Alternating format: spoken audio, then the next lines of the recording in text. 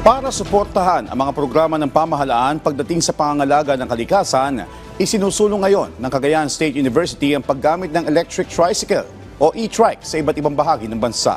Ang detalye sa Balitang Pambansa ni Mary Joy Javier ng PIA Cagayan Valley.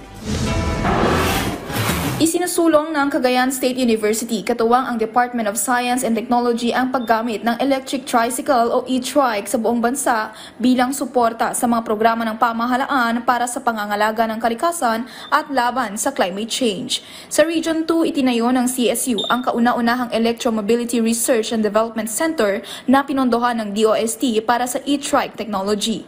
Ilan sa mga lugar na naipakita na ang e-trike ay ang Batanes, Nueva Vizcaya, Isabela, Apayao, Quirino, Kalinga at Iloilo. Target namang ipakita ito ngayong taon sa Mindanao, particular sa General Santos City, Bukidnon, Zamboanga at Basilan. Bukod sa kanilang kilalang 6+1 passenger e-trike, isinusulong din ng CSU ang C-trike or electric tricycle na mas tipid sa gastos kumpara sa traditional na tricycle. Based on our research, mas magiging mura po yung operation cost and maintenance cost po ng ating electric tricycle. Kasi mas lesser po yung yung moving parts ng ating e-trike, kaya mas mura po yung maintenance cost po nito.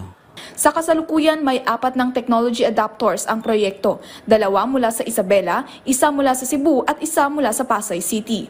Nagagamit ngayon ang malalaking baterya sa e-trike na kayang tumakbo ng hanggang 100 kilometro bawat araw. Walang ingay, walang usok, kaya saan ka pa? Dito ka na sa environment-friendly na sasakyan, ang C-Trike.